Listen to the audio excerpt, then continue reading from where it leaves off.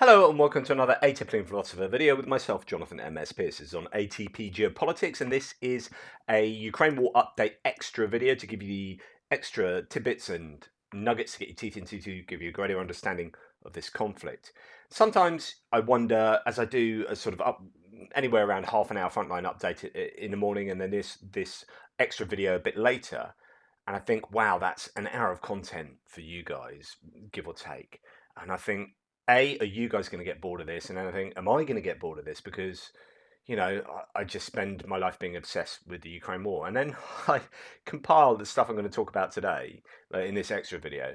And I just think, this is really, really interesting. This is fascinating. And I get obsessed all over again. I think, God, I could speak for an hour and a half, but I won't. But anyway, here's the stuff I'm going to talk about today. Where shall I start? I am going to start with, this is a Polish MEP, so that's a member of the European Parliament. So he's an MEP for Poland. He's a former, or still is, a journalist, I think, a reporter. His name is Radoslav Sikorski. And this is him just doing a bit of a speech to compare what is going on in Ukraine at the moment with what happened in Ukraine in the 1930s with the Holodomor. And I'm going to talk to you about that. So let's just listen to what he has to say. And I'll read it out, actually.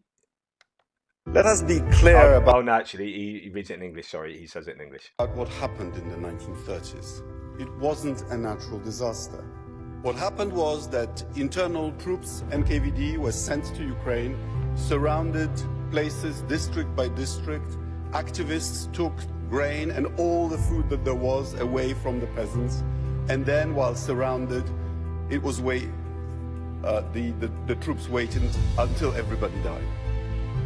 Up to 5 million people. And the reason why it's important to commemorate this is that Putin is trying to do, by somewhat similar means, the same thing again, namely to reduce the Ukrainian nation to the status of Russian folklore, but to deny Ukraine the right to exist as a separate culture, separate nation, and a separate, functioning, democratic and pro-European state. This is what we are talking about. Absolutely. So what he's doing is he's comparing what Russia is doing to Ukraine at the moment to try and extinguish it as its own sovereign nation and entity as a thing. And there are these parallels between the Holodomor and now. And we keep hearing about Holodomor, and actually you guys might not know about it, so I'm going to just do a little bit of real basic history. And if you already know about this, you can skip on to the next chapter. But if you don't, here's what happened. So I'm going to go to the Encyclopedia Britannica. It's just one of many sources I could use here. So the Holodomor was a man-made famine that convulsed the Soviet Republic of Ukraine from 1932 to 33, peaking in the late spring of 33. It was part of a broader Soviet famine from 1931 to 1934 that also caused mass starvation in the grain-growing regions of Soviet Russia and Kazakhstan. The Ukrainian famine, however, was made deadlier by a series of political decrees and decisions that were aimed mostly or only at Ukraine. Its acknowledgement of the scale, the famine of 1932 to 33, is often called the Holodomor, a term derived from the Ukrainian words for hunger, holod, and extermination, more. So let's have a look at what the causes of this were. And it was really Joseph Stalin with his attempt, or all the things he put in place to collectivize agriculture. That you might have learnt about this at school, college, university, wherever. So this is where the Communist Party and agitators forced peasants to relinquish their land, personal property, and sometimes housing to collective farms.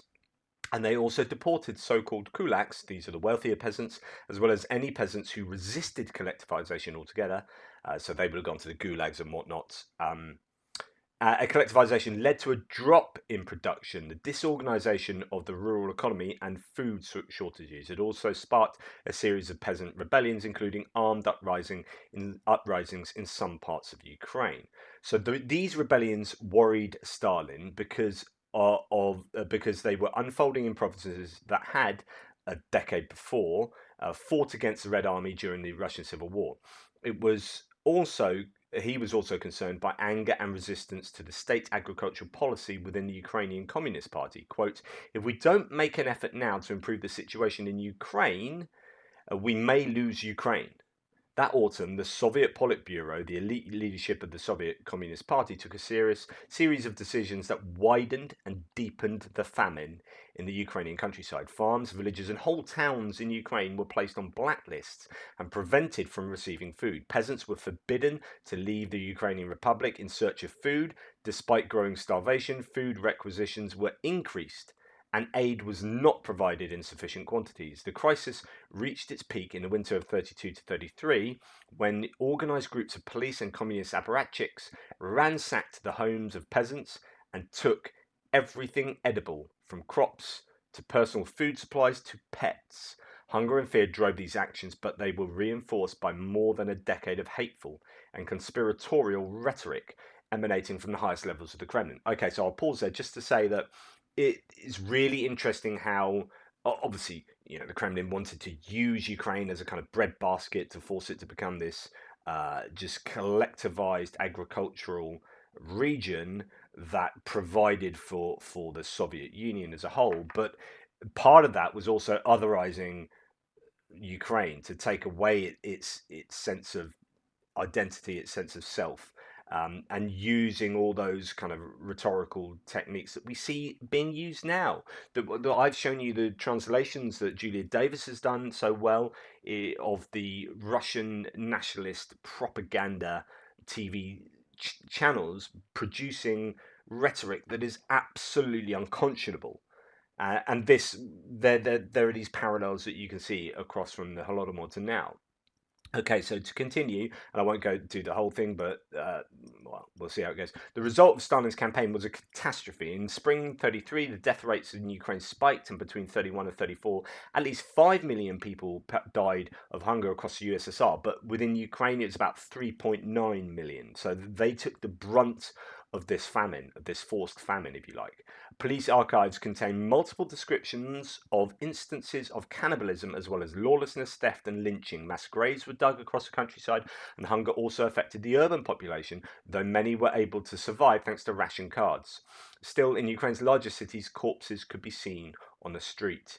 The famine, and this is hugely important here. The famine was it's all important. Was accompanied by broader assault on Ukrainian identity. While peasants were dying by the millions, agents of the Soviet secret police were targeting the Ukrainian political establishment and intelligentsia. The famine provided cover for a campaign of repression and persecution that was carried out against Ukrainian culture and Ukrainian religious leaders. The official policy of Ukrainization, which had encouraged the use of the Ukrainian language, was effectively halted. Moreover, anyone connected to the short-lived Ukrainian People's Republic, an independent government that had been declared in June 1917 in the wake of the February Revolution, but was dismantled after the Bolsheviks conquered Ukrainian territory, was subjected to vicious reprisals. All those targeted by the campaign were liable to be publicly vilified, jailed, sent to the Gulag, which is a system of Soviet prisons and forced labor camps, or executed. Knowing that this Russification program would inevitably reach him, Mykola Skripnik, one of the best known leaders of the Ukrainian Communist Party, committed suicide rather than submit to one of Stalin's show trials. So we can see again that parallel, like I was talking about, to the modern times of Russia trying to Russify Ukraine, going from 2014 onwards, and you wonder how Ukraine had put up with being part of the Soviet Union, given this, right? The amount of resentment they must have had between toward the Soviet Union, but then if you have a really systematic campaign to de-Ukrainify, if you like, Ukraine, take away its identity and replace it with the Russian identity, then you can kind of brainwash a nation that is on its knees because of a great famine, that have had its wealthier, maybe the middle class intellectuals and all these other kind of people in gulags and whatnot. You've got a scenario where you can, with a nation that's on its knees, bring it into your own fold, even though you caused it to fall on its knees. And then with kind of like they've done in Crimea and the Donbass, moving your own people in there to then give it a sense of Russian identity, you can over time and generations bring Ukraine into the USSR, the fold of the Soviet Union. As the famine was happening, news of it was deliberately silenced by Soviet bureaucrats. Party officials did not mention it in public. Western journalists based in Moscow were instructed not to write of it. One of the most famous Moscow correspondents at the time, Walter Duranty, in the New York Times, went out of his way to dismiss reports of the famine when they were published by the young freelancer Gareth Jones, as he, quote, thought Mr. Jones's judgment was somewhat hasty. So again, what we can see here with pro-Russian YouTubers, pro-Russian journalists, pro-Russian spokespeople, whether it be was it Patrick Lancaster, one of these people in around Ukraine? I haven't heard much of him lately, but an American that's gallivanting around the Donbass, reporting in a overtly pro-Russian way, whether it be Me Curious and all these people on YouTube and elsewhere in the media that are spouting the Russian narrative, up down to Douglas McGregor. Even there is this system of pro-Russian narrative and propaganda that props up what Russia are doing and kind of ignores the masses of, in this case, war crimes and terrible activities going on in modern day Ukraine, but at the time about the famine. So, although the famine, where was I? So Jones was murdered under suspicious circumstances in 1935 in Japanese-occupied Mongolia. Stalin himself went so far to repress the results of a census taken in 1937. The administrators of that census were arrested and murdered, in part because the figures revealed the decimation of Ukraine's population. And this was kind of kept secret. And now we're starting to see nations and organizations officially recognize the Holodomor as a genocide. Here the end of the article says by early 2019, 16 countries as well as the Vatican had recognized the Holodomor as a genocide. And I think in the last week or two, we've seen a few more being added to this. And both houses of the US Congress had passed resolutions declaring that Joseph Stalin and those around him committed genocide against the Ukrainians in 1932 to 1933. So anyway, that gives you some, I think, wider context of what's going on in Ukraine now.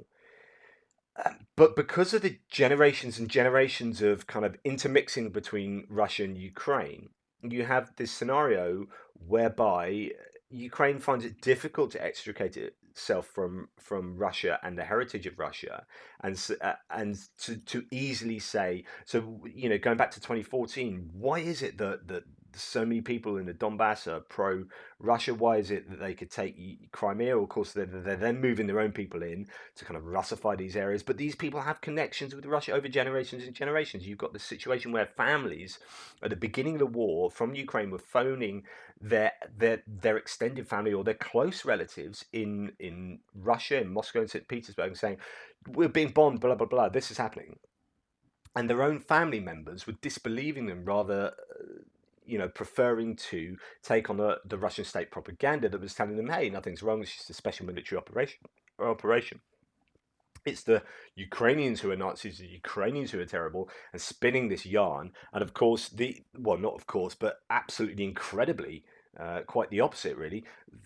These Russian family members of Ukrainian people would rather believe the Russian state propaganda than their own brothers and sisters and daughters and cousins telephoning them and telling them firsthand that this was happening.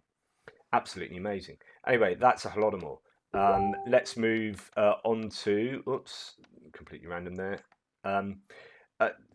Around 30 T-80 tanks arriving in Belarus today. I talked to you in the frontline update about Lukashenko managing to navigate that difficult line between appeasing Russia or becoming an outright military ally of Russia, but also not denying Russia and somehow taking up some positioning himself in some kind of murky middle ground where he pays lip service to Russia and the war and saying, it's the right thing to do, but he's not giving them troops directly and not allowing them to use his land as a springboard other than airfields.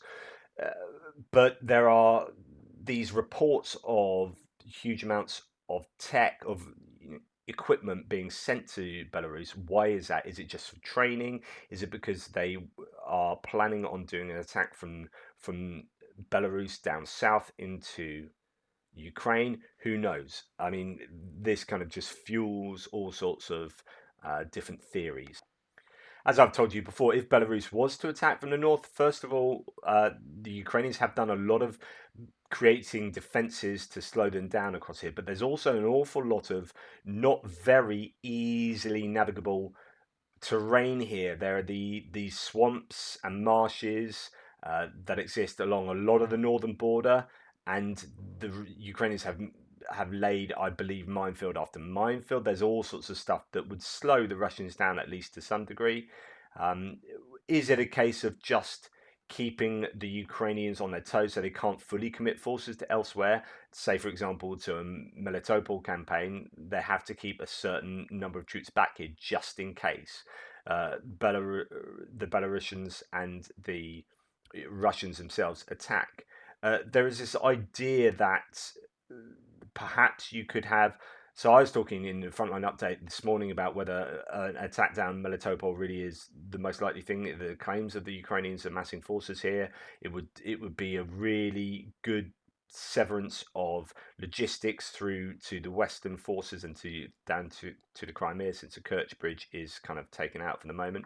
So it could be that the Ukrainians decide to do an attack around here just in case they're needed sort of further up north or whatever. I don't know. There are all these sort of different ramifications of what they might do. They might do a smaller attack here just around Kremina because of trying to hold out for, you know, attacks from the north. I don't know. It's just all a huge amount of speculation. Anyway, Russia has been on fire more. Guys, I'm a couple of hours away from keyboard, and suddenly they started to smoke again.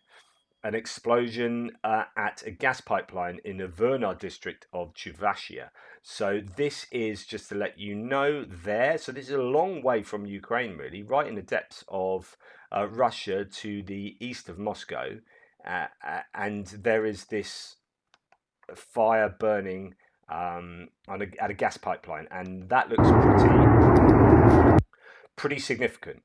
That is no small winter fire to warm your cold hands on. That is a big burning pipeline. Huge problem for the Russians there. And then there's another one, this time in much closer to the border in Shebekino. Shebekino is near to Kharkiv, so this is Ukraine here, and we have right just across the border from Kharkiv, very close there. So this one could be an attack on infrastructure by the Ukrainians themselves, or it could be sabotage, as the other one possibly is, rather than a mistake or some kind of error of judgment in some gas pipeline worker. So there you go, just more smoke, and when there's smoke, there's fire. What this just, I mean, at some point, Russia has to start saying this is really hurting. Like if we're starting to see, or not starting, if we're continuing to see these warehouses, shopping malls, pipelines, oil fields just burning and burning and burning every day, something seems to be happening. At some point, that has to make a meaningful impact on Russia and its economic prospects. If it hasn't already, at some point Russia have to go, are we making the right choice here? Of course, the sunk cost fallacy, they're unlikely to ever back down. But realistically, the best thing Russia could do now would be to retreat into Russia and say, sorry guys, that was a real mistake. We didn't mean to, won't do it again. Can we have all our sanctions back and all that kind of stuff? You know what I mean?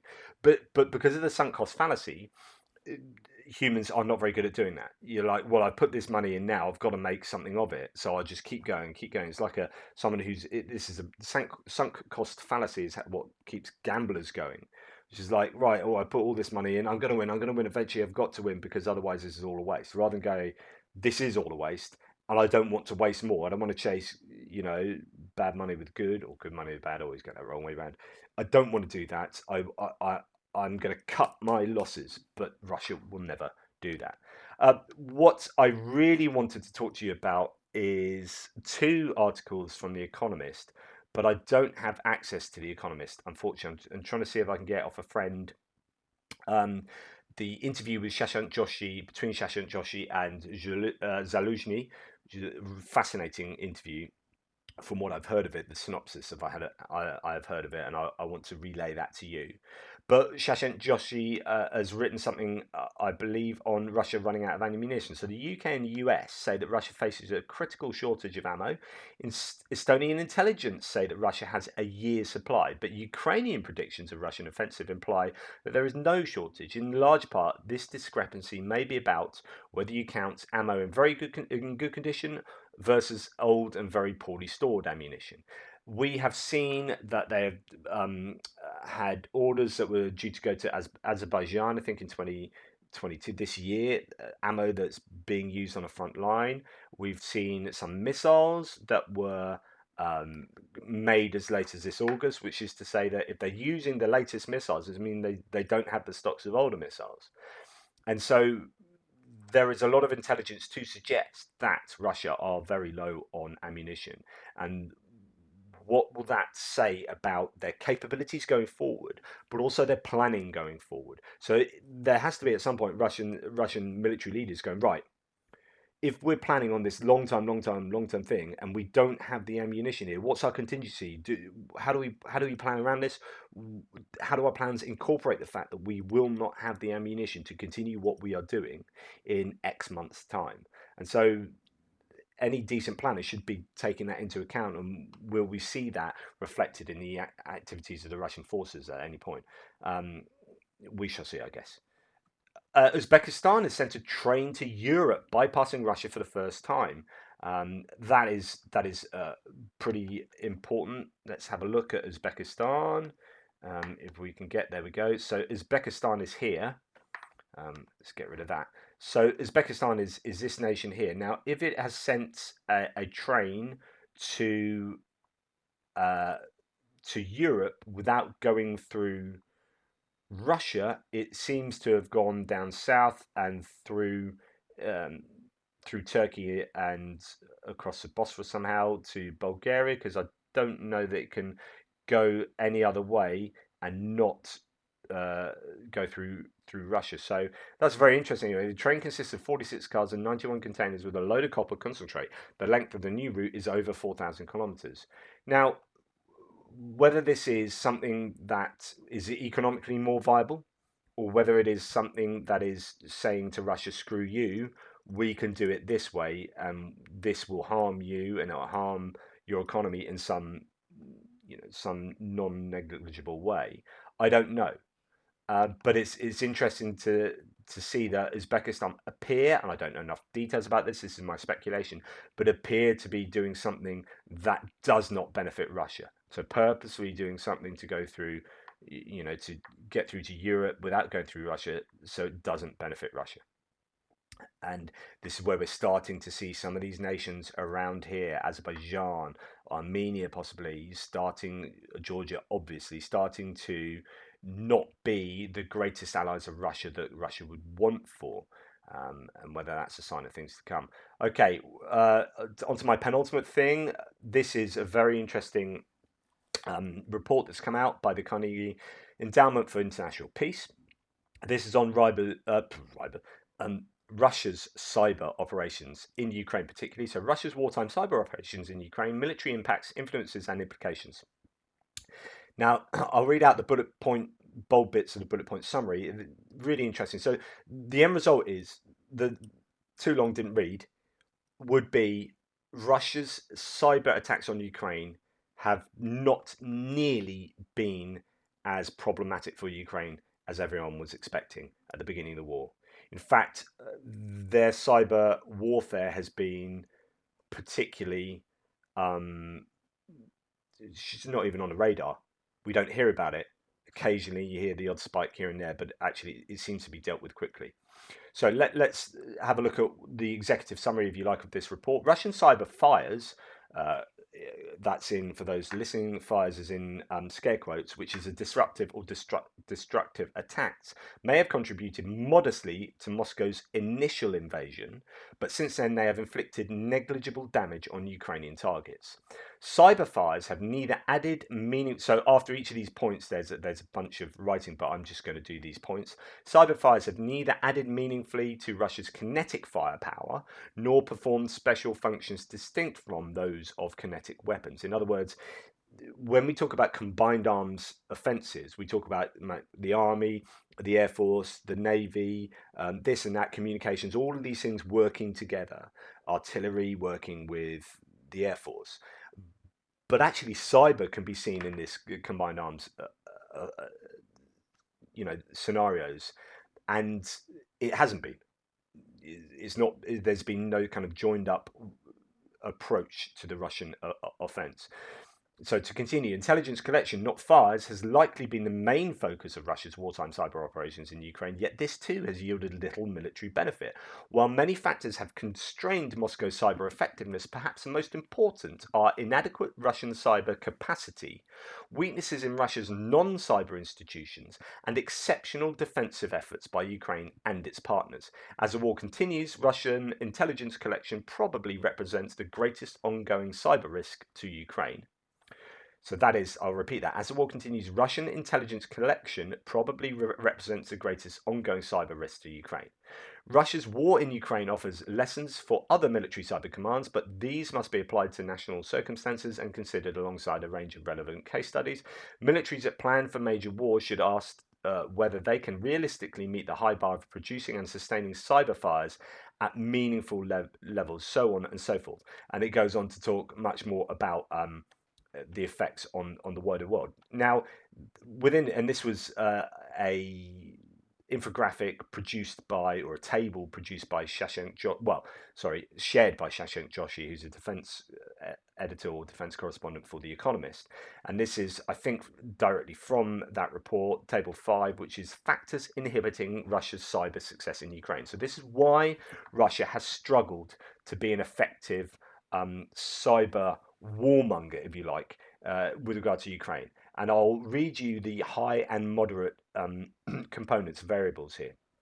So these are the high factors that have led to their lack of success. Russian cyber forces were too small to meaningfully contribute to a full-scale war. So actually, there just weren't as many cyber people working in the cyber realm as there should have been.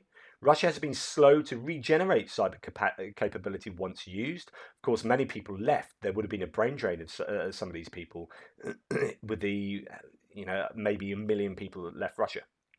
Ukraine's national digital infrastructure was structurally resilient. So structurally, the Ukrainian cyber systems did well to fight back against and defend against Russian cyber attacks. Cloud service providers helped Ukraine migrate key data to secure servers outside of the country. Now, only last week, there was news that Amazon Cloud Services had enabled the entire Ukrainian government to place their files on their servers.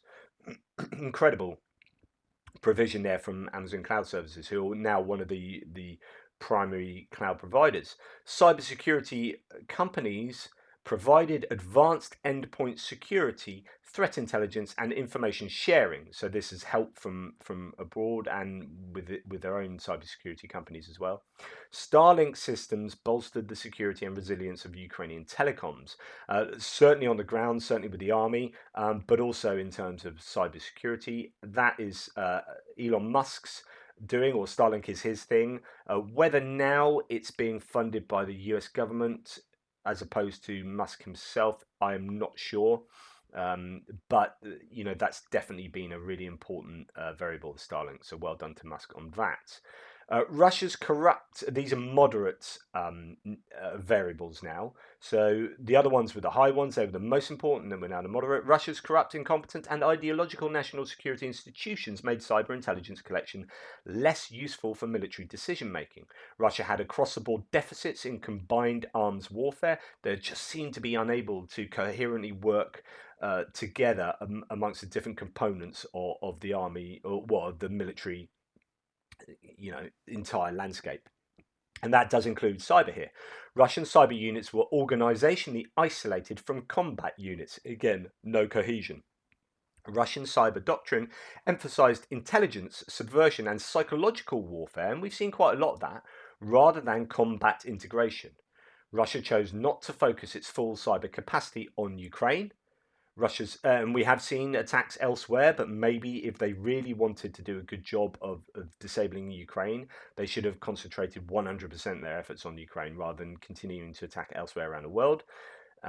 Like a man to double business bound, to quote Shakespeare, you end up achieving less. So Russia's cyber fires had much less psychological and political impact than its kinetic attacks. Russia's kinetic targeting was too imprecise and haphazard to benefit from cyber-derived intelligence. And Russia's brutal, arbitrary, neglectful, and predatory occupation forces had limited use for cyber intelligence. They just went old school. Let's go and capture loads of people, beat them up, torture them, do all these horrible things, but we're not going to really use some kind of clever approach to integrating all these aspects of modern warfare, including cyber, into the way that we take over. What did they do in Kherson region as they occupied that, and in Zaporizhia? Are they using cyber effectively in those regions?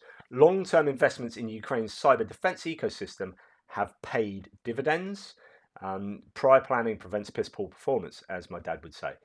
Ukrainians have used foreign messaging apps that Russia is unable or unwilling to target with cyber attacks. Interesting. And maybe Ukrainians are using Telegram, things like that, and they don't attack that because obviously so many Russians are using that. I don't know. I'm thinking just out loud there, but so on and so forth. And there's low importance variables I'm not going to go through because you guys have places to be.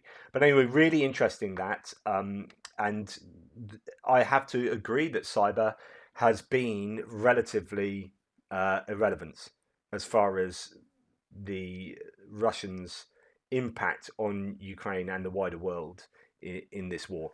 And that's not what I was expecting at all, not what people were predicting either. It was. I remember watching talks right at the beginning, or literally in the first week, and people saying, watch out for cyber, watch out for cyber. This is going to be a big part of modern warfare, and then we haven't really seen it. Last thing, and I went on a positive, and this is, and I've said this kind of thing before, but wow, I was amazed that it actually went to Bakhmut. I mean, Zelenskyy, the president of Ukraine, goes to the single most dangerous place on the front line in the whole Ukraine war, and the one that I talk about endlessly every day. He's gone to Bakhmut, and you've got Shoigu apparently who's a defense minister for Russia, all this kind of fanfare about him going to the front line. It turns out that the people geolocated his plane to, if it went anywhere, it went to Crimea. So he just went into the middle of Crimea, and I don't know, fanning about there. But you got Zelenskyy going to Bakhmut, meeting with a bunch of soldiers, and giving them medals and saying, you guys are legends. This is the stuff of inspiration here. This is why Ukraine, right? Putin, what does Putin do? He faffs around in Kremlin, drinking a glass of sparkling wine and saying, yeah, Ukrainians started it, yeah, blah, blah, blah, whatever. I mean, the inspiration for his troops, the Russians' morale is so unbelievably low right across the front line. And at the same time, Zelensky's doing stuff like this. He's on Netflix talking to David Letterman. He's doing, that's appealing to the international audience and the people sitting comfortably in their armchairs at home in New York and Paris and Edinburgh, and like watching that go, yeah, Zelensky's cool. And at the same time, he's popping to Bakhmut and doing his daily speeches to his country and all of this stuff. Absolutely brilliant. So here he is.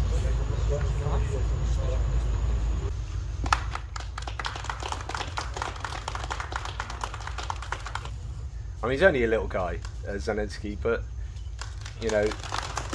so important, such an important person for the whole effort, really. Yeah, and it's not all about Zelenskyy. So what was really interesting is listening to the Ukraine the Latest podcast, and they had, was it Roland Oliphant, who had gone down to Kherson just after Kherson was liberated, and Zelenskyy went there. right on the front line, and you had Russian journalists going, well, "Hang on, how's he there? Why aren't we targeting him? Why aren't we blowing up? How did he get away with doing that? This is an easy win for Ukraine. How do they get to do that? What are we doing to stop it?" And of course, nothing. Um, but what Roland Oliphant was saying is that as great as it was to see Zelensky there, and that was fantastic for morale and for PR, both internationally and domestically. He's Roland Oliphant was saying that actually the heroes there were the soldiers who were coming into Kherson, and the kids were asking to sign stuff. They were crowding around each individual soldier, and that was really interesting. It's like Zelensky wasn't the center point there. I mean, it's brilliant and it's great he was there, and of course everyone was like, "Yeah, awesome." But the true heroes, obviously, as they should be, were the people putting their lives on the line on a daily basis, were the soldiers who liberated Kherson in that counteroffensive, and they were the ones who were getting the local plaudits. So that was really interesting. So yes, this is all brilliant. This is kind of the icing on the cake type stuff, but the cake itself is super important, and in that case, that is the work of these guys, and the fact that Zelensky's recognizing that himself means that he's just got a good PR team around him, and he's a good PR person himself. I heard that all his speeches have been put into a book, and one of the Telegraph journalists said that he read it, and he said, "Do you know he sat down and read it all, and he didn't get bored once in it? As you could do with like reading leader speeches. They were all just really inspiring speeches. I think there is one speechwriter, but also Zelensky himself, I think, is involved heavily because you get some. It's really interesting when you know, whether it be Obama, Bush, Clinton, whatever president in the States you've had there, but the same for the UK, whether it be Johnson or Sunak or whoever our prime minister is or has been, Tony Blair, Margaret Thatcher. That you have speechwriters. I always used to think when I was young and naive, it's like, God, they've been up all night as prime ministers or whatever writing their speeches, but of course no, they just deliver them, and it's speechwriters who are like putting these ideas and putting the eloquence into uh, and obviously they will have an input, of course. The leader, it's their speech, and they will change bits to suit them. But ostensibly, you are being given um, the ideas and the rhetoric of a bunch of people who are writing these speeches.